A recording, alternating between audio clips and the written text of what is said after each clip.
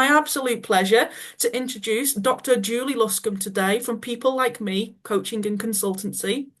She is going to talk about how not to boil your frog and beat burnout during winter pressures today. Julie, over to you. There'll be opportunities for questions towards the end. Thank you so much. Thank you, Jade. Hi, anyone that's joined me today. Thank you very much for dialing in. Yeah, my name's Julie Luscombe, and I'm calling you today from sunny Jersey. Actually, it is quite sunny, although it's a bit chilly. But my background is nursing. I trained in the NHS and I worked a long time there, about 18 years, before coming back to Jersey and turned nurse to educator to public health specialist and then coach, which is where I am now. Now, when I started coaching, I had all these great ideas of supporting health and social care staff to thrive at work. But of course, when I qualified as a coach, we were just coming out of COVID. So nobody was thriving. So they were more like a boiled frog. So I don't know how many of you are familiar with the analogy of the boiled frog. It's often used as a story to talk about burnout. So the story goes, if you've got a pan of really hot water on a stove and you put a frog into it, which I would never do, but if you did, it would notice that boiling heat straight away and it would jump right out, just would know that that was not right for it, would get out of there right away. But if you put a pan of cold water on the stove and put a frog in it, and it's just happily swimming around, quite happily, very comfortable, you start to gradually heat up the water on the stove, still feeling quite comfortable. Notice it's getting hotter, not particularly panicking. But if you keep putting the heat up and the heat up and the heat up, the frog is going to stop noticing how hot it is, get tireder and tireder, and then feel like they can't do anything at all, and basically end up frog soup, i.e., burnout. Now, I've been a simmering frog where I've stayed in a pan of boiling water a little bit too long. And that was in a healthcare organization, kept hoping things were going to get better, but did manage to get out before I reached that point of burnout. But then I jumped straight into a pan of boiling hot water and I got straight out of that, noticing the heat. We don't want any of you to jump out of that pan. We don't want any of you to end up frog soup. So this session is really about how you can manage that water temperature for yourself and how you can keep it at a temperature that is manageable for you to work, and not just work, but actually enjoy the work, enjoy the job that you joined because you love it. Because just like the simmering frog, excessive workload is like something you stop noticing. And this quote is from a report that was about 3 years ago now from Professor Michael West on burnout within the NHS. And excessive workload is like the pattern on the wallpaper that we no longer see. But we know it's the number one predictor of staff stress, number one predictor of intention to quit, and it's a big indicator of patient dissatisfaction. And of course, it's highly associated with the level of errors, because we also know from research that when you've got a high task culture, empathy drops. And that's a problem for everyone. It's a problem for us as individuals and humans. It's obviously a problem for colleagues and for the people that we look after as well. So many of you will be familiar with this diagram here, which is Dr. Peter Nixon, a cardiologist, initially put this together many years ago now, but to help explain to his patients the impact of stress on the functioning of their heart. And I'm sure you'll have seen many versions of this, but we do all need some pressure to get out of bed in the morning, to do the job we need to do, to support the people we need to support. So we do need to be ideally in that big green zone there where we've got enough pressure to keep us going. But very often healthcare workers, not just healthcare workers, but definitely healthcare workers, tend to operate at the top of that curve. And they operate at that top of that curve for a long time, short periods of time of high volume of workload and intense pressure. We can manage, and we've all got we're all very individual, and it's not a judgment on personality or ways of coping, but we will all manage pressure differently. Some people can manage it for a sustained amount of time and thrive on it. Other people will only be able to manage that for a short amount of time before they need to replenish. But if we're constantly working at the top of that curve, the danger is we're dipping down the other side of the curve into potential exhaustion, ill health, and burnout. So I'm going to talk to you a little bit about what we mean when we're talking about burnout. because we use that term a lot in casual conversation to talk about when we're tired, when we're dissatisfied, when we've got a lot on. And of course, that's part of it. But it is actually a recognized condition. It's not a diagnosable mental health condition at this moment, but the World Health Organization talk about it being an occupational phenomenon that comes about because of that chronic imbalance between what we've got to do and the actual resources we've got to do it in. And it has actually now just been included in the 11th edition of the International Classification of Diseases. But again, they talk about it as a job-related phenomenon. I personally think it's wider than that. Certainly, the one-to-one work that I'm doing with people, it's not just about work. Work is one facet of our lives, a big facet of our lives, but there are so many other responsibilities that many of us juggle as well, whether that's upward caring responsibilities or children caring responsibilities or other things that are going on in our life. So it has a big impact. And what I'm going to draw on for the rest of this session really is to bring you some bits and pieces from a fantastic piece of research that has recently been published, and there's still bits of it keep coming out.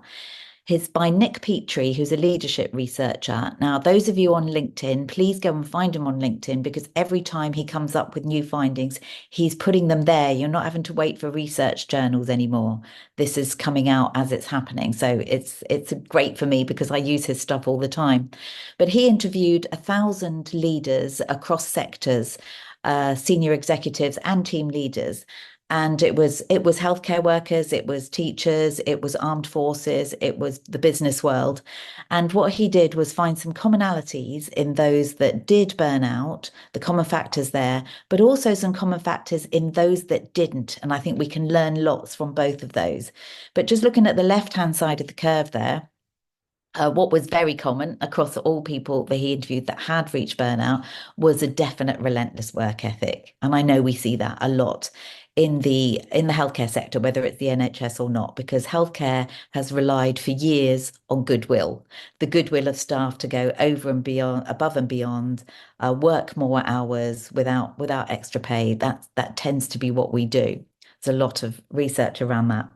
You couple that relentless work ethic with a bottomless workload, and in healthcare, the work is never done.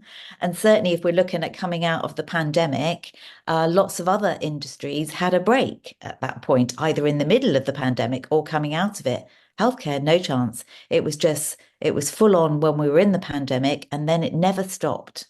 The workload has never stopped since. So we're really seeing a lot of exhaustion and fatigue with our healthcare workers. And then if you cut those two are bad enough that you can maybe keep going with those for a while. But if it's not sustainable because we're not machines, and so then that's when the slide into potential burnout can happen. So that's when you notice that you stop doing things for you. You stop doing the things that are going to keep you well and bring you joy even. You start, I'm sure you're all familiar with the term the Sunday scaries. But I mean, they happen all through the week for nurses because of shift work. But those Sunday scaries, when you dread going back into work on the Monday because of the workload, that actually happens on the Saturday. They turn into the Saturday scaries. Things like you say yes to things even though that you're already full capacity, and maybe you try that thing, revenge procrastination, where you haven't had any time for yourself, so you're going to stay up late just to get some time for yourself, and then you end up even more tired. And then, of course, there's the warning signs, the physical warning signs. So the lack of sleep, you either can't get off to sleep or you're waking up early thinking about work. You've got those headaches. You've got those horrible anxious feelings in your stomach or in your chest. I tend to feel it in the solar plexus when things are stressing me out. And if you stop doing stuff for yourself that keeps you well and you ignore the warning signs, it's very possible that you're going to slide down into the bottom of that curve there and actually end up in a state where you're actually going to have to take time off work. And it's usually quite a bit of time off work.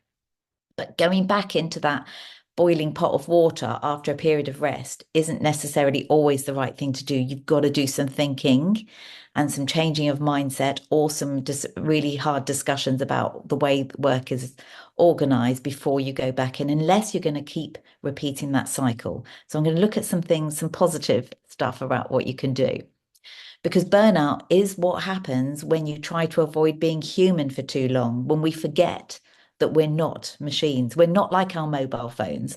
Or maybe we are like our mobile phones because when we should be, because when our mobile phones run down to like 5% battery, we're like, where's the charger? Where's the charger? Plug me in. I need to get that straight back up to full capacity. And when the phone is at low battery, it's sluggish. It doesn't do what it's supposed to do as well as it does. That's exactly the same as us when we ignore the fact that we're actually human. So we don't want to burn ourselves out. We need to stop living as if we're on fire. Now, his leadership team, as we all know, found that burnout is a combination of things. It's about organizational factors. Of course it is. It's about excessive workload. It's about not the greatest management practices, but it's also about how we respond to those things. And I can't do a session on how to right the wrongs of the organizational things that go wrong, but this is about the things that we can do for ourselves during this time. Because if you don't make time to look after yourself, then your body's going to pick a time for you. And I see that all the time in my one-to-one work with healthcare workers. So some of this is around taking personal accountability, and I've put the slide here because I got this from Dr. Rachel Morris. If you have not found Dr. Rachel Morris of You Are Not a Frog podcast fame, please go and find her because she is a GP who focuses these types of tools on busy healthcare professionals, but how to stop yourself being a boiling frog. So please, if you're a podcast person, go and have a look. But I really like what she says in terms of there is a point of choice here. We can spend a lot of time at work, and we do, and I have, waiting and hoping that things will get better, then making excuses of why things aren't getting better and our part within that. It's very easy to blame others, and sometimes we give up.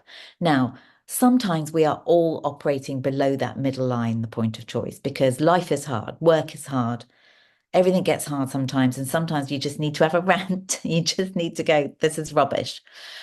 But if we stay below that line, that's a very powerless place to be. And it's actually perpetuates that negative cycle of thinking for you and the people around you. So it is about, in this situation, taking some personal accountability of what you can do. And some of that is about acknowledging the reality of the situation and the fact that it's tough. But then thinking about, okay, what can I do in my position for myself? What can my colleagues do? What can the people around me support me do? And then find solutions and making stuff happen. And we're talking small things that can make a real difference. But I really like that slide because it reminds us that we're not helpless in this situation. And even in the toughest of scenarios with the excessive workload, there are things that we can do, even if it's changed the way we respond. Because the bottom line is there are no rewards for sacrificing our mental health for our job, for being the most burnt out, for spending least time with family, and all those things there, and particularly pretending to be okay when we're not. Now, what Nick Petrie and his leadership team found that some common factors, and I really like this particular one, is because I was guilty of this, the things that make you successful when you're starting out in your career, and it's not necessarily an age thing, but I think it's a position of responsibility thing, put you more at risk of burnout later on. So when we start out, we do tend to say yes to everything. We do work relentlessly, and we don't want to let anyone down. And often when we're starting out, our career is we don't know where we're going with it necessarily, but we know we want to be successful, and our self-worth can often be measured by our success. But we don't update our inner operating systems when we've moved further up the seniority ladder, when we've got more caring responsibilities, whichever direction that comes in. What worked for us when we started out can't work for us when we're in a different position. But sometimes we forget to change our mindset around that. And it is about changing mindset if we don't want to burn out. So if nothing else, and I think you've got two coaches coming after me, I think if nothing else, you just take this away, remembering that there are things that you can control. We spend a ridiculous amount of time worrying about stuff that is outside of our control, and we can do absolutely nothing about, and that includes staffing levels at the moment. Maybe it includes the amount of pressures that come your way in the winter. You can't control the amount of patients that come through your doors, but you can control how you respond to that. You can control by your words, your actions, your effort, your attitude, your behavior, your decisions and choices. And one of those things is your decision to keep yourself well within this time and to put some boundaries around your work and your life so that you can function to the best of your ability. So next time, if nothing else, you use that circle of control next time that you feel frustrated, stuck, overwhelmed.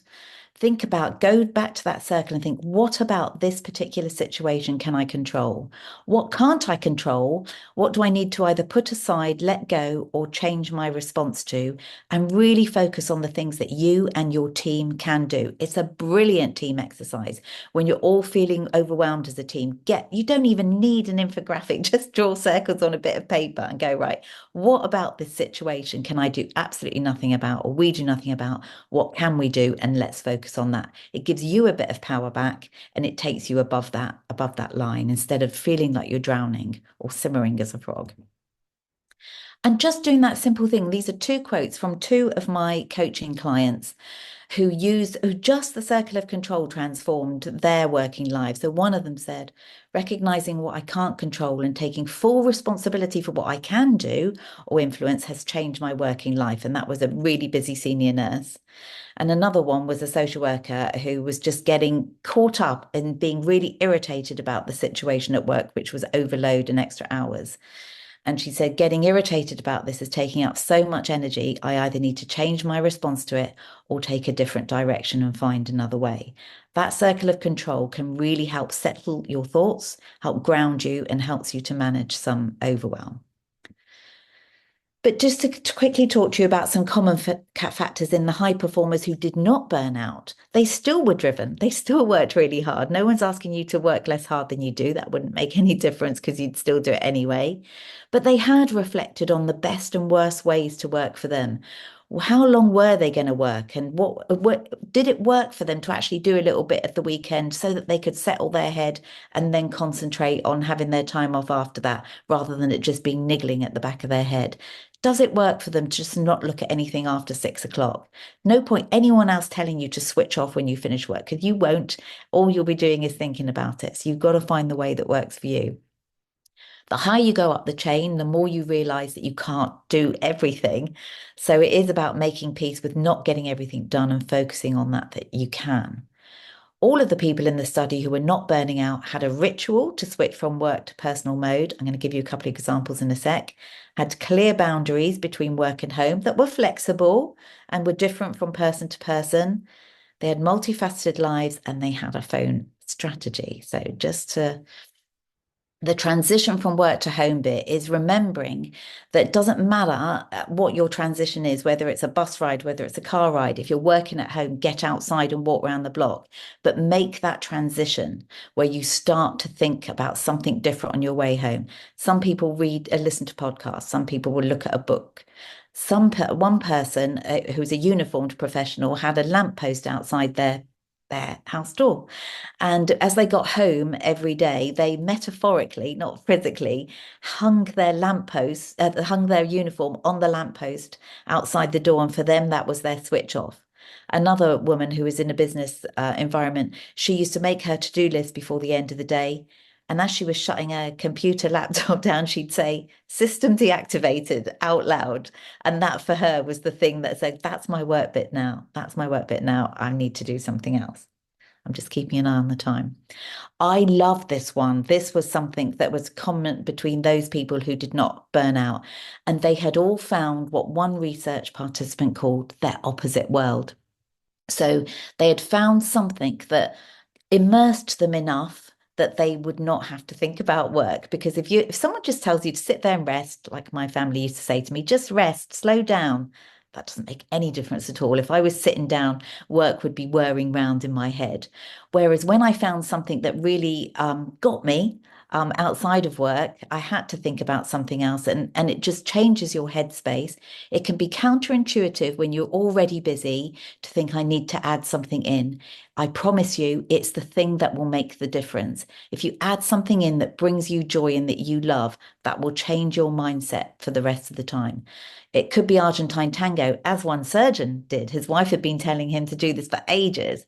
He'd resisted it, but his Argentine tango class is the thing that keeps him sane for the rest of the week because he can't think about work. He has to concentrate on what he's doing. Another business executive has a regular paddle tennis thing. One very senior healthcare professional I work with goes to a choir once a week, a male choir, and always thinks he's too busy to do it and never regrets it once he's been there. For me, my opposite world is I'm writing a crime novel. No one will read it, apart from me, my family, my friends, maybe, but I'm having a great time doing it, and I look forward to protecting that time for myself every week. I'm self-employed, high risk of burnout, so I need to protect myself as well. Phone strategy, I won't talk to you about now because I want to leave you with a couple of things before you need to go again. Bob Claber, Imperial College London, runs the Kindness Conversation Project. And sometimes we forget not just to be kind to each other, but to be kind to ourselves. And he says it is not the pink and fluffy option, it's the business end of care. It's not the icing on the cake, it is the cake. So, for goodness sake, most of us are really good at being kind to other people, patients and colleagues, but we do actually need to be kind to ourselves and put something in for us. And I just want to leave you with the top 5 regrets of people who are dying that I'm sure you've probably come across before by Bronnie Ware, a palliative care nurse, which is a good 10 years or so old now. But she came up with these common themes. People said they wish they'd have the courage to live a life that was true to themselves and not the life others expected of them. They wish they hadn't worked so hard. They wish they had the courage to express their feelings and had stayed in touch with friends. But the one that always gets me is the last one. It's not, I wish I had been happier. I wish I had let myself be happier. We can let ourselves be happier by giving ourselves permission to actually do the stuff that keeps us well so that we can be our best selves for other people. So I want to leave you with this reflection question that I use all the time. It's on my website. So tell me, what is it that you plan to do with your one wild and precious life? And you can contact me on LinkedIn. It's probably the easiest way to find me, Dr. Julie Luscombe, but there's my email address there and my website. If you're interested in anything that I've said, you want a little bit more information, please do get in touch because I'd love to hear from you. Oh, Thank you. Thank you, fabulous. Jade. Thank you so much, Julie. So much there resonated with me. Some really key points there. And I've wrote down Bob and Rachel and Nick's name. I will certainly check those 3 people out. We've got time for one quick question. If anybody would like to ask Julie a question before we move on to our next session, just check the chat box. Feel free to unmute if you feel comfortable to do so.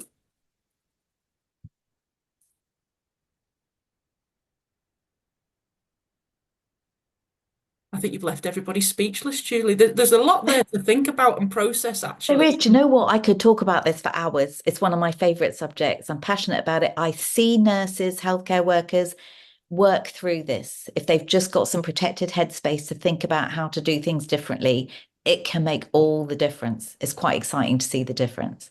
Definitely. I mean, one question from me, if I may, before we move on to Mm, the next session.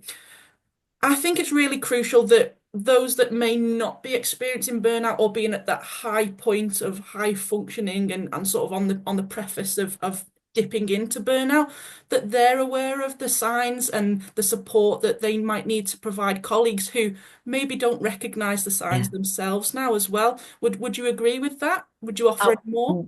100% I would agree with that. And I think some of the issue is we don't talk about it enough. That word burnout still sounds like a shameful word sometimes. Is that we should be able to do this. We're programmed to work, especially in healthcare, we're programmed to do more and do more and do more. And but the more people talk about that, okay, this is tough. This is tough. How shall we manage this? Because we're all different. So I just think we need to have more conversations like this so it feels it's part of our work. Our work is hard. So we need to acknowledge that and actually talk about it. Fabulous. Well, thank you so much for coming today and talking to us about burnout and You're how to very avoid it. welcome. And I shall be the sticking around and listening. thank you so much, Julie. And Thank also you, the everybody. the illustration of the frog as well. I think that's really powerful. Hmm. we'll move on to our next presenter then. Thank you so much, Julie. If you'd like to connect, there was Julie's details. We will share them post-conference with everybody as well.